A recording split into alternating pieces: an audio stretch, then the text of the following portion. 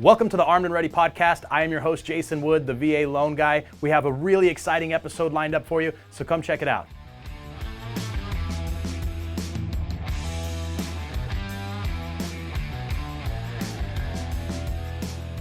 Hey, welcome to another episode of the Armed and Ready podcast. I'm your host, Jason Wood, the VA loan guy. Today we have Navy veteran Sean Martel with us, and I'm super excited to have him on here. Not only did he serve our country, but he's doing some really cool stuff. Podcast host, he's into real estate investing, volunteer work, so a lot of really cool things to talk about. So Sean, thanks for being with us today, man. Really appreciate it. Yeah, thanks for having me on the podcast, man. I'm super stoked to provide whatever value I can to your listeners, and ready to get after it, man. Cool. Well, let's kind of kick it off with your military background. How did getting into the military even kind of enter your mind? Like, what was the thought process there? I was a student at the University of Louisville. I was an engineering student. I was in my second year of engineering school, and I was doing okay with grades and everything, but I was really struggling because I grew up with a poor family. So like I was also working full time so I could pay rent, buy books, things like that. And it was pretty rough. And I just felt like I was at this point where like I wasn't liking what I was learning in school. I really just wanted a job that would help me pay the bills, kind of just get me out of poverty, and also pay off the student loan debt that I was racking up like crazy, right? Yeah. So long story short, my mother worked at the airport for TSA, and one of her girlfriends there was married to an air traffic controller. And I had obviously confided in my mom about my struggles and how I just need to find something else. And she, gossiped with that lady, and then she said something to her husband. That guy said, "Hey man, you got to come up into the air traffic control tower and check this out because this is a great job. They always need controllers, come check it out." So I did that. And when I was up in the tower, getting the tour, every single person in the tower was ex-military. They were either ex-Marine or ex-Navy. And they were all telling me like, "Look, man, like you can go to the Marines or Navy or Air Force and you can become an air traffic controller and easily get picked up by the FAA when you're done. They'll pay off your loans, all this stuff." And that was like, the light bulb was going off above my head. I was like, that sounds like a really cool track that I could follow. And I did exactly that to the T. I mean, I went and visited the Navy recruiter, and joined up quickly thereafter on the LRP loan repayment program. They did pay off all my federal student loans, and I wanted to be an air traffic controller. I remember they didn't have any air traffic controller positions open, so I had to be in what do they call it, DEP or something like that for a while before one came open. And I was like, all right, I'll take it, I'll join. And so that's how I joined the military. And I did 5 years as an air traffic controller. So did you transition out of the military and go straight to the FAA then? Yeah, I was pretty fortunate in how my situation unfolded, but literally my first day as an air traffic controller in the FAA was one day after my last day on terminal leave in the Navy. You just changed the uniform and get it like that. When I was in the Air Force, I was in base operations. So our school was at the same base as where the air traffic control school was, at least for the Air Force. It was interesting, that's not an easy school. There's different jobs in the military, right? Then you go through these different schools for it. That's a tough job, man. There's a lot of people that would kind of wash out, have to go back. It's not easy, which makes sense, right? I mean, there's a lot of responsibility there. Oh yeah. And there was a lot of pressure at the school too, because I remember, like you said, a lot of people wash out, they do the whole thing to try to scare you too, where they're like, look left, look right, it's likely that those guys won't be there or one of you won't be here at the end. Right. They do that whole thing. And then the thing that really sucks in the Navy is that if you didn't make it as an air traffic controller, as that job you picked, most of the time they made you an undesignated sailor and they like sent you to a boat and you would just do all kinds of crap work until you picked another job. And so it was just really scary and put a lot of pressure on you. Yeah, it was just, you didn't want to do that. Being air traffic control in the Navy, were you land-based most of the time? Were you on a carrier? How does the job duty shell out there? So the entire time I was on shore duty. Okay. Basically you have either a carrier or an amphib or an airport or whatever that you could work at, right? Yeah. Air traffic control is one of those jobs where, most of your career you'll spend on shore duty. And I got a facility called Fact here in San Diego. and I spent my first contract tour there, and then I extended because air traffic controllers have to do 5 years because it takes longer to train them. Mm-hmm. So I told them I was getting out, requested to just extend my orders until the end, and they approved that. So I spent my entire 5 years here in San Diego on shore duty. That's pretty rare too, to be just all in Yeah. San Diego. I haven't met too many people that spent their military career all in San Diego of all places. Oh yeah, a lot of people would love to do it. Yeah, but yeah, absolutely. That's really sweet. So any interesting mishaps while you were, controlling air, either on the Navy side or the civilian side? Both. I mean, if you're an air traffic controller long enough, and I was an air traffic controller for 10 years, you'll definitely see some. In the Navy, I didn't see anything too scary. There was definitely a couple like minor mishaps. A year before I got there, there was a really big one where a Coast Guard C-130 ran into some helicopters. But nothing while I was working at FactFac actually that was too crazy. But when my first day of training in the FA, literally the first day on the floor with live traffic, I'll say, because we have simulators and all that. Right. First day on the floor with live traffic, I'm there with my instructor, and a little Cessna 172, I think it was trying to get to Long Beach Airport, and he's down by basically Laguna Beach, and his engine is cutting in and out. And so we're pointing him to John Wayne Airport, which is only 3 or 4 miles away. And he says, "No, I think I can make it to Long Beach. I want to keep going." So we say, "Okay, he's the pilot in command." So he makes the call. Sure enough, he gets past John Wayne. The engine goes completely out, and they crash land into a field. Now they all survived, but that was obviously really intense for your first day on live traffic. Yeah. Oh man, that's crazy. Oh yeah. And I've seen lots of engine failures or electrical failures or medical emergencies, different things where people had to land in an emergency scenario. But that one was the only one I've had where someone landed not at the airport and just ran into a field and survived. Yeah, that's pretty crazy. I mean, I had my pilot's license for a little while, just flying little Cessnas, and when you're up there, the thing you're always looking for is a place where you can land just in case, right? So your head's always on a swivel for that. I would have taken the John Wayne for sure if I were that guy. But yeah, the pilot made a really dumb move, and there's a lot of pilots that will make dumb moves like that. But that was, yeah, if you're a pilot and you're running into some kind of an issue and you're in an emergency situation, you take the closest airport, man. You don't mess around like that. Yeah, just get on the ground. Well, that's neat, man. Did you ever have any military and civilian aircraft, stuff that you had to deal with and kind of keep them apart from each other and stuff like that? There's been some scenarios where it got pretty interesting because over in Huntington Beach, they have the Huntington Beach Air Show, which is a pretty big air show. And so, you'll get the aircraft, you'll get your F-18s and stuff that'll come to the air show, the Blue Angels. I've had an interesting scenario there where stupid me, I don't know if it was an F-18 or an F-16 or, one of those. And the next controller that I was handing this guy off to, because the F-18s and those guys, they always want to get up to the higher altitudes quick, right? Yeah. And so he said, "Yeah, just climb up to flight level 180 or something like that and get him up there quick, and I'll take him." And I was like, "All right, cool." So I told the pilot to expedite, and I mean, he went straight up. I thought that he was gonna it was gonna take him at least a couple seconds, but it was like he blinked on my radar, and he got really close to some airliners. So I was like, "Oh crap!" I didn't mean expedite like that, and learned my lesson though, that if you tell an F-16 to expedite in 3 seconds or less, they're going to be at whatever altitude you say. Yeah, I think it was straight vertical.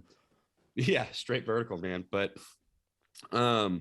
yeah, I've never the being that we're here in Southern California, the military aircraft are constantly going through. I mean, constantly getting the guys going to either Camp Pendleton or flying down to Miramar or what have you. So they're honestly intermingled all the time in the airspace. And so we're always kind of having to separate them extra. There's always really cool stuff going on. And so we have a warning area right off the coast here off of San Diego. And the, nearby bases will send the fighters and bombers over to literally bomb San Clemente Island. That's where they will practice. Yeah. And so I've read that. That's pretty cool. Yeah. Yeah, that's cool. So you get to see all the traffic just flying over that. And oh yeah, and then the airspace that I worked was actually that warning area off the coast when I was in the Navy, and that was interesting because you talk to those guys and they go out there and dogfight or practice bombing San Clemente Island. And then the carriers, that's where they go and do their exercises. So you'll have, sometimes 3 carriers out there, and then they'll do the fly off. And that's just a big mess because, you got like 60 airplanes all flying out at the same time, trying to go to their respective bases, and they're all looking for their clearances, and that can get really crazy. Oh, that's interesting. It's pretty cool, man. That's a lot of traffic. And San Diego has the Miramar Air Show, so I imagine you've got not only a lot of traffic just because of the aircraft that are participating in the show, but it draws a lot of other pilots, right? So you get all sorts of other airplanes and guys coming here to see their buddies fly, or they're just coming to check out the air show and they're a pilot too, or they're just big into aviation. So the place probably gets crazy, huh? Absolutely. Yeah. Anytime there's an air show, it kind of stinks, honestly. That's a day that kind of stinks to be an air traffic controller, because then they set up the big TFRs, and then you got a bunch of knucklehead, private pilots that didn't check their NOTAMs. And so they're flying into the TFR, and you're like freaking out trying to get everybody to move. And then it can just be a mess. And usually the TFRs are really big. So now all of a sudden you got less airspace. Tell me what TFR stands for.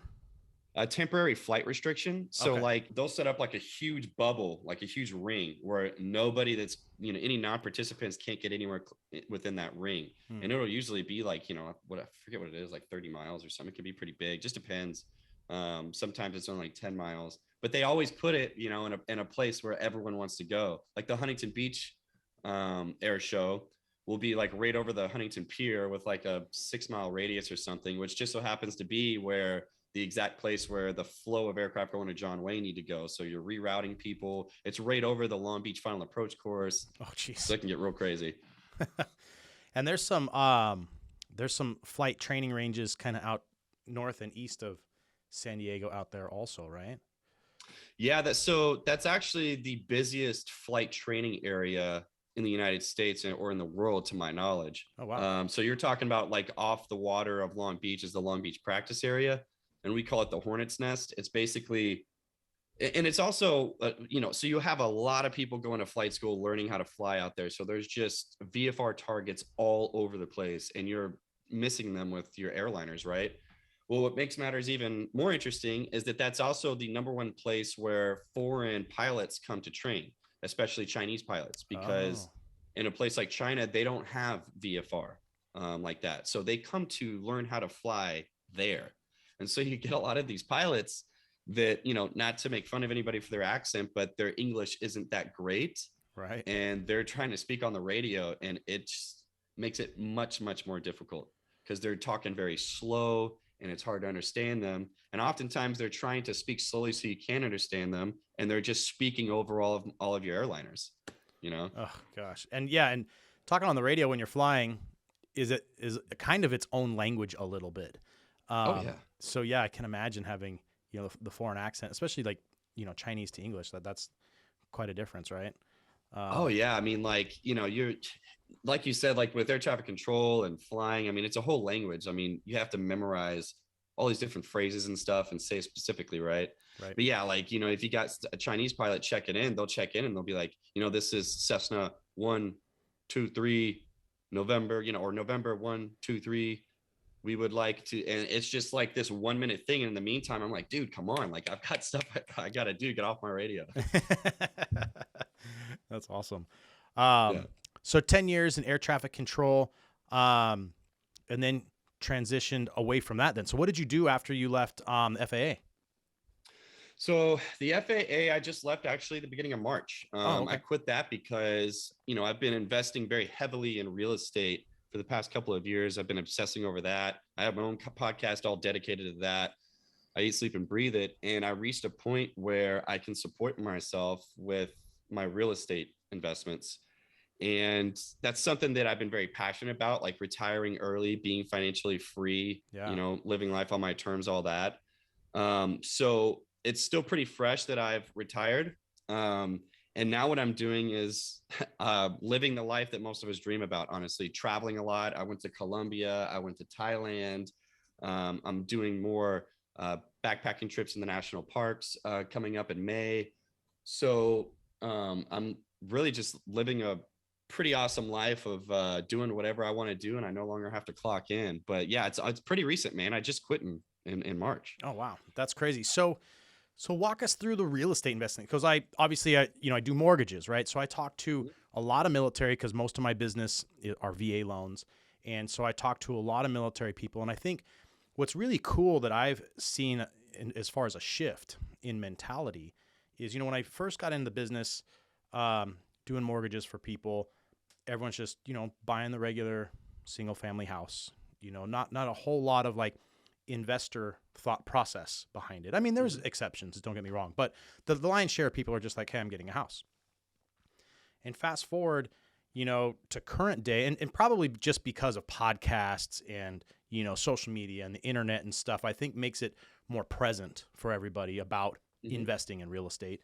So that's probably a lot of the reason behind it. But I talk to a lot of people now that are more in that mindset of like, okay, I'm getting PCS'd here. I got to buy a house, but this is what I want to do. Can I get a multifamily? What can I buy so that I can go use the VA loan a second time and keep that, so we're having these conversations, which I love having these conversations, because now they're starting to think strategically rather than, well, let's just get me the coolest, most awesome house in this area and we'll worry about the rest later, which used to be the protocol, right? So Yeah.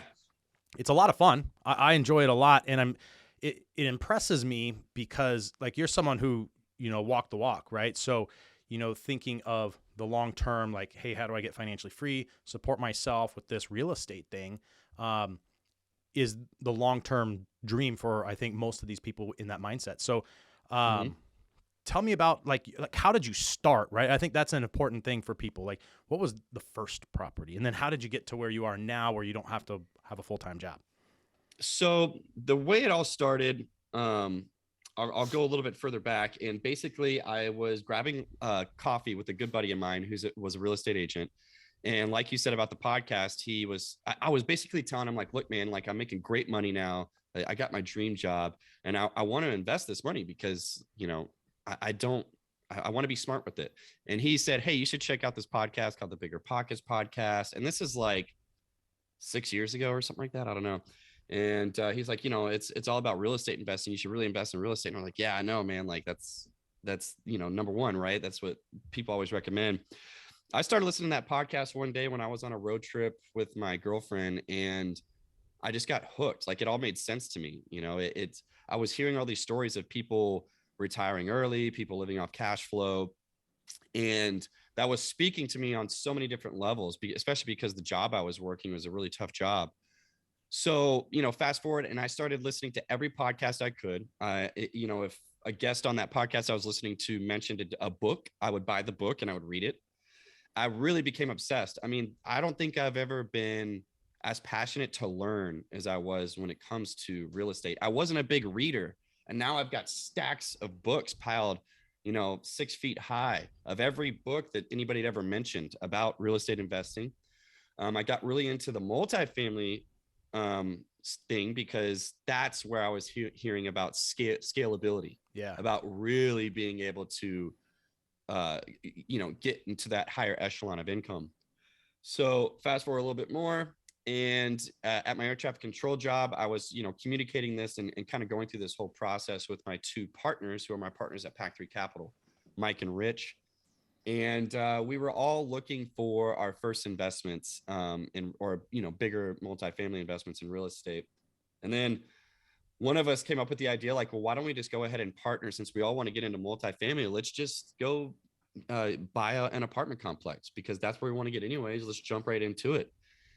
So every single one of us did what a lot of people would say, do not do. That's crazy. We liquidated our TSPs, which is, for those that don't know what those are, I mean, we're on Armed and Ready, so everyone should know what that is, but our 401ks, right? Right. But we liquidated those and we went and bought a 32 unit apartment complex in Greenwood, Indiana, which is a suburb basically, or right outside of Indianapolis. So let me pause you for a sec. So what did the numbers look like? Because I hear, and I know a lot of my clients hear this too, like 32 unit apartment complex sounds like you need $1 gazillion and $1 gazillion of down payment. So walk us through like a little bit of the numbers, because I'm taking it wasn't $1 gazillion.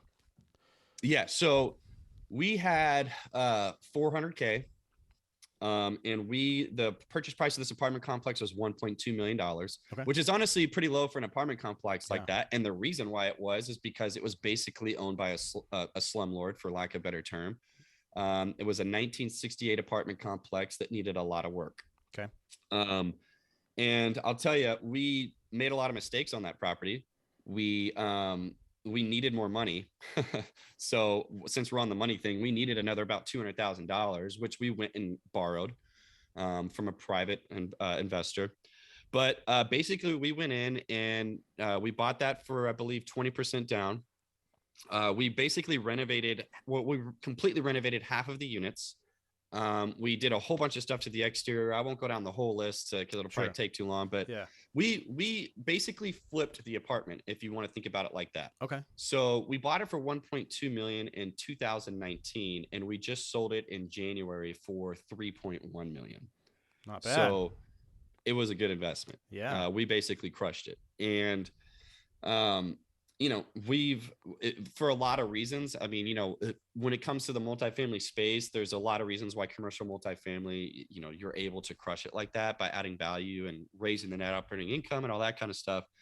But that first investment really helped propel me forward, because from there, what me and my partners really wanted to get into were syndications, which essentially is when you have a group like ours that will raise money from investors, form an LLC, all that kind of stuff, and then use that capital to go and purchase large apartment complexes and do the same business plan we did, except you're just distributing cash flow to the investors, right? Right. So each quarter there's money left over after all the bills are paid and rent's collected and all that. We distribute that to investors, and then when we sell it, the investors get a huge chunk of money too. So last year we did our first 2 syndications. We got a 150 unit apartment complex and a 145 unit apartment complex. Nice. Both through raising money. So that was kind of like really when my real estate journey started to get supercharged. Because when you do syndications, if you're the general partner, you also collect acquisition fees. So you get paid at the beginning for putting everything together and doing all that, right? Because it's kind of a big endeavor. Yeah. So we did that. And then I also started to purchase Airbnb properties on the side, because those are kind of just easy to acquire and provide, crazy cash flow. Yeah. I guess I'll stop my rant there and let you pick where you want to go with that. But that's kind of like where my portfolio grew very quickly. I mean, really just over 2.5 years, it exploded. Yeah. And it all stemmed from that first property, right? Because that gave you the nest egg to go forward and do this other stuff, right? So you probably in the syndications participated in those to an extent, and then also still had some capital to do the Airbnbs that you have also, right? So able to kind of spread that around a little bit. Yeah, it was a catalyst in that way, and it was a catalyst in like an experience way too, and attracting capital and attracting important individuals that have helped us along the way now. I think the other big piece is we started our podcast, the Multifamily Takeoff, which really grew. I mean, now we're at 10,000 listeners a month, and it's done well. But early on, when we got that 32 unit, and then we had on a guest named John Azar, and at the end of that, we were telling him like, hey man, like we really have been looking for a mentor to like try to step it up and really scale into syndications and raising money from investors and everything. We don't want to do that without a mentor. And we're not liking a lot of the mentors we're finding online. Like we want a one-on-one mentor with people that are experienced. Well, long story short, John and his brother, Tony Azar, they've have over 8,000 apartment units. Whoa. And at the end of the podcast, we're just shooting shit. I don't know if I could say that, but we're chatting afterwards and telling him about how we're looking for a mentor. And he said, let me talk to my brother and maybe we'll mentor you guys. And so they ended up becoming our mentors. And that's really what helped us. I think if we didn't have that 32 unit and if we didn't start the podcast, we absolutely would not have met those mentors. And those mentors are what allowed us to go and buy those 2 huge apartment complexes and partner with them because they're partners. And, I don't think we would have been able to raise the capital without those kind of mentors. I don't think we would have been able to find those deals. So that was another major, major catalyst in helping us grow. Nice. I mean, that mentorship is so critical. Plus, they've been there, right? So they know how to like take you guys up to that next level, and without you falling flat on your face. Yeah. Which is what you need. I mean, at that point, you're dealing with other people's money. Like there's a lot at risk for you guys in that moment too. Yeah, absolutely. And if you're going to go raise, millions of dollars from investors, you know, there's a lot of pressure there, and you definitely want to make sure that you're taking care of your investors' money to the best way possible, right? And that you're going to do the best you can for them. And I think having those mentors was just a good way of assuring that we're going to put them in the best position possible. And trying to raise money from investors would have been a lot tougher if our only example for our track record was that one 32 unit property. It's a hell of a lot easier when you got somebody on your team that's done 8,000 units, Yeah, a lot of credibility there, right? Yeah. So when you guys were looking, or I should say weren't, but are looking for properties, are there specific areas in the country that you're more keen to, areas that you avoid? And then, what kind of things within a particular like city or something are you looking for? Are you focused on, demographic things like job growth and wages and things like that? Like, tell us a little bit how you come to find like, hey, we're going to look for apartments in this part of the country. So like you alluded to, we pay for data on numerous different data websites like CoStar and even Neighborhood Scout. And we look for cities that have consistent population growth over time, consistent job growth over time. Those are the two key indicators there, because that just makes everything easier, right? Yeah. If more people are moving there, if more jobs are going there, more high paying jobs, then that's a good indicator that rents and the demand is going to increase for those rental units. So those are the two primary ones. We also like to find cities that have a good mixture of jobs, right? You don't want it to be just one primary employer that's responsible for the vast majority of all the jobs, because if that employer leaves, which happens, then that can completely derail your business plan. Yeah. So, like we want a mixture of tech jobs, of nice blue collar jobs, all of that stuff, so that we can protect for that. And we also look down to the specific neighborhood. I mean, we're looking at median household income, because you've got to do the math to make sure that the majority of people living in that neighborhood can afford if you raise rents, right? Right. Because normally you want people that make 3 times gross of what the monthly rent is. So you got to make sure that those people in that area can actually afford that. So we're looking at the median household income. We're looking at the crime rates in schools. You want to make sure that you're not buying in a bad area. It's great if population's growing, but if you're buying in an area that has terrible schools, then people with kids aren't going to want to go there as much. So, going back to that first property we bought, the 32 unit, we felt super confident because we knew we were buying the worst apartment complex in the best neighborhood. I mean, this place literally had top-notch 10 out of 10 rated schools. Oh. It had low crime rates. The median household income, I believe, was 65,000, which for the Midwest is pretty dang good. And there was just, that's an old adage in real estate: always buy the worst house in the best neighborhood. And we did that, except with an apartment complex. Yeah. And, on all the properties we've purchased since then, it's been the same formula. Any areas that you kind of stay away from for a particular reason? I pretty much stay away from northern. I basically, if you just draw the border of the United States, we basically stay away from the coast for the most part, like the West Coast. We don't like states that aren't landlord friendly, like states that tend to lean heavily towards the tenant and give them, will allow them to not pay rent for months on end. Things like that. We'll avoid those states. And also the coastal communities tend to just be extremely expensive. So it's a higher barrier to entry for guys like us. Yeah. And for the most part, we're just sticking to the Southeast, because that's where a lot of net migration is going in the United States. Yeah. A little bit of the Midwest, we look in, obviously, because we were in Indy. But we stay away from the North, the West, the straight up East Coast and South coastal communities. That's interesting. I hear, speaking of like the migration patterns, a lot of people leaving the bigger metro areas like coastal cities and stuff, right? And so I hear, North Carolina is becoming kind of a popular area, but like you mentioned, a lot of the the Southeast. Florida is another really popular place. Of course, Texas runs in there too.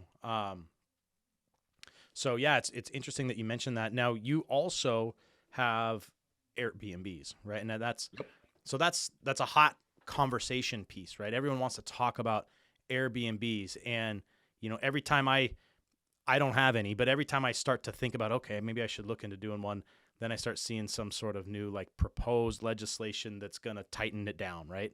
Um, Mm-hmm. so, and I think that's always kind of in the mix, at least where we are in the San Diego area, right? So, walk us through a little bit, like how did you get into doing the Airbnbs? Um, where do you have them? Like, how does that whole thing line up? So you brought up a good point. The absolute biggest risk with Airbnbs is local regulations. I mean, there's no doubt about it, because if you buy a property and all of a sudden they flip the legislation on you and you can't operate, you could be screwed. Yeah. Now, I own an Airbnb in San Diego. It's a duplex that crushes it for me. I mean, it's mind-boggling how well that investment does. Um, but you've definitely, you have to navigate the regulations. So the Airbnb I bought in San Diego, when I purchased it, it was wide open in San Diego, and it still currently is. In October is when they're implementing the new regulations. Now, I'm going to be able to navigate those regulations, and I stand a good chance of being able to get a permit to continue operating. Um, but like if you're somebody that has multiple properties, multiple Airbnbs in San Diego, you're basically screwed, because they're only going to allow you to have one if you do get a permit. But I pay, ever since all this started unfolding with the new regulations in San Diego, that's when I learned about the importance of knowing that market. And I like to go places that already have established regulations, like the city council and the city itself have already debated it, and they've already come up with their solution for a compromise. And so, for example, I have a property in Louisville, Kentucky, and they have actually really strict regulations. But I bought a property that was zoned OR2. It was a brand new construction home that they built on a lot that was OR2 zoning, which means it's basically a commercially zoned lot, and you're allowed to operate a bed and breakfast on this lot. So I bought that property, and I got my permit 24 hours after I applied for it. So I think with Airbnb regulations, if you can navigate the regulations, it could even be an advantage. Like Yeah. that Louisville property, for example, because of those regulations, there's not a huge supply of Airbnbs, which means that I'm getting really high rates on my average nightly rate, right? Right. That property is actually outperforming my San Diego property Wow. because of that. And I do believe that if I'm able to get a permit for my property in San Diego, that the same concept will apply, and the average daily rate will increase as the supply goes down. But Airbnb itself is just a phenomenal investment, because you're getting many times more than you would get in your traditional long-term rental. Right. You don't have to worry about evicting people. I mean, there are, the rare occurrence of somebody that lets someone stay for more than 30 days on their Airbnb and then they get a squatter. But for the most part, you're protected from that. It's not like a long-term rental. I mean, these people pay up front, and that's handled by Airbnb. They're a short-term stay. So if they stay longer than that, they're trespassing, and you can get the police to come get them out because you have another guest checking in at 4 o'clock or whatever. Right. There's a lot less risk involved with all of that stuff. Now, it does take a little bit more managing. Yeah, that's the But next piece I was going to you're ask gonna you about. Do you have like a company that manages this stuff for you, or do you I guys do it? manage it all myself. Okay. And the way that I do it is I use a lot of third-party tools to automate things, right? So for example, most of my messages are automated by this company called Hospitable. So like it automatically sends out check-in messages, check-out messages, and it even has a little like a software that can detect certain common questions, and then I have a pre-typed up response to them. So for example, the most common question asked by far is if people can check in early. Hey, can we check in at 1 o'clock where our flight lands at 12?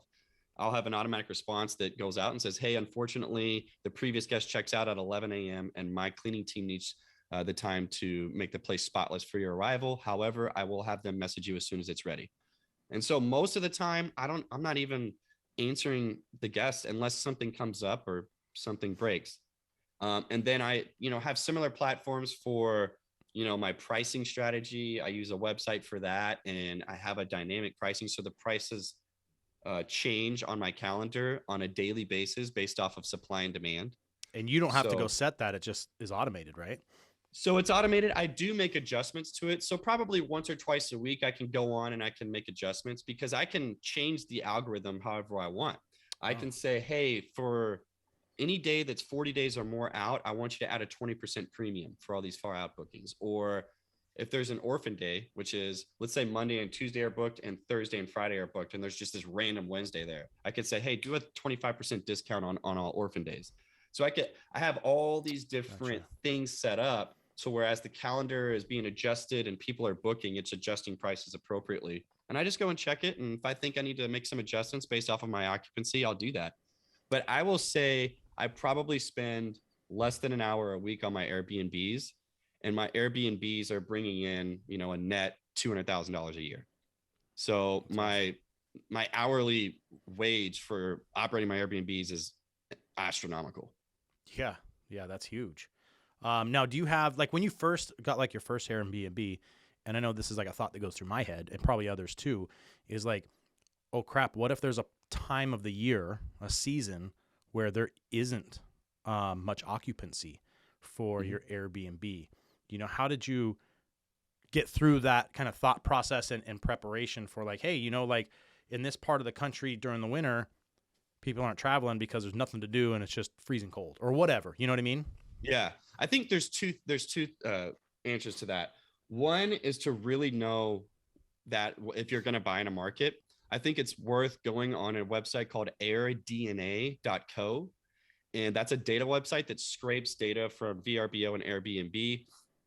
And you can pay for a specific city and get the data on that market. And they'll have the data on like what the average occupancy is in for every month of the year, going back several years.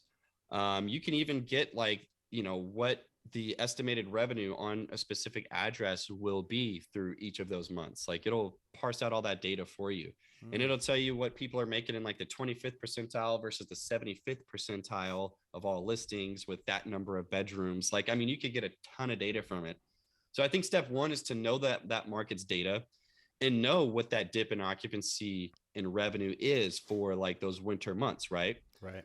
And then from there, that'll help you make better decisions. And then in most markets, I mean, you're gonna make enough money to at least pay the bills in down season. Like even if you see like a 50% drop in revenue, most of the time with short-term rentals, you're still making pretty decent money.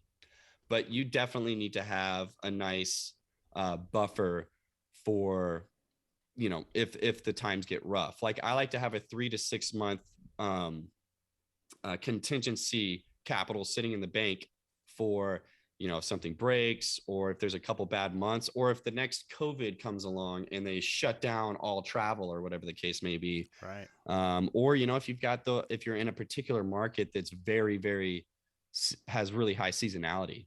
Typically like ski resort areas will have that really high seasonality, and you just got to save for it, man. You got to plan on it. Yeah, no, that's good advice. And then I guess for our audience out there, as you're acquiring or have acquired your Airbnbs, how did you purchase them? Did you buy them cash from like proceeds from the sales of these commercial things? Did you finance them? What did that look like? Share with us I'm that. glad you asked that because for everybody listening to this, a lot of them have VA loans available to them. My first property was my duplex that I purchased with a VA loan.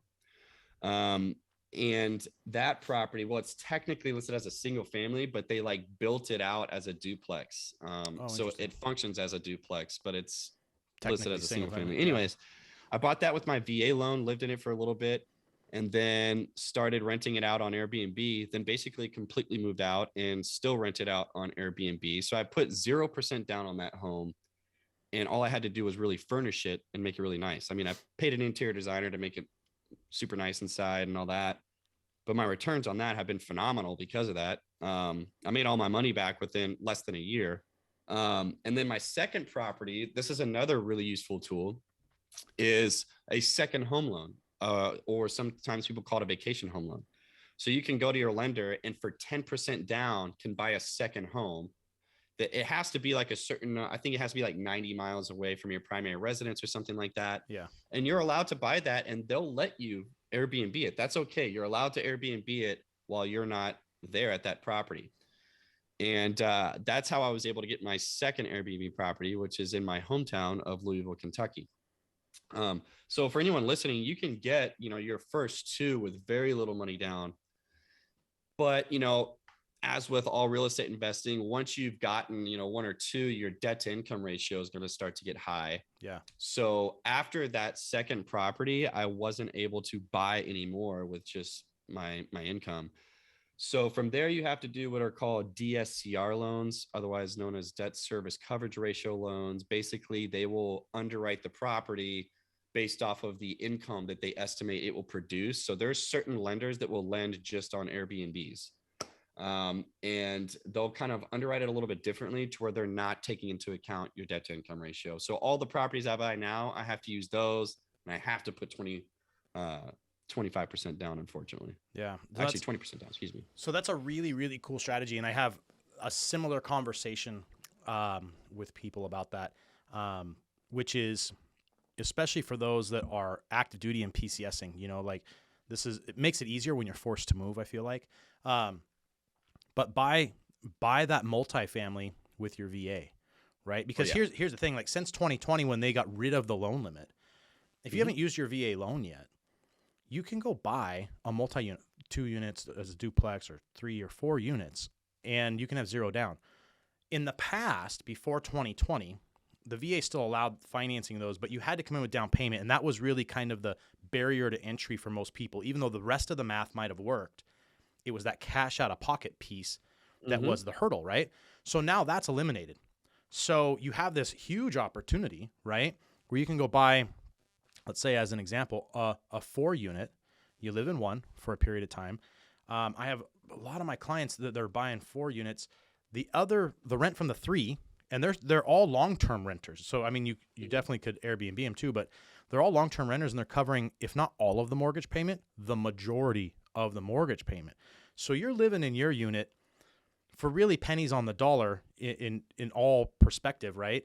And eventually the plan is to move out of that and rent out the one you were living in, right? And now you've got a great cash flowing property, and that's just all assuming long-term renters, year lease people. Not even adding in the Airbnb piece, right? Yeah. I mean, I think that if anything, if the listeners walked away from anything, if I was going to give them one big piece of advice to supercharge their real estate investing, supercharge their path to financial freedom, if they have a VA loan, I think what you just said is the one thing I would just urge them to do, which I know can be hard for some people because like, well, I've got a wife or I've got this or that, and I don't know if I want to have people, if you could just delay that gratification of having your own big house for a little bit.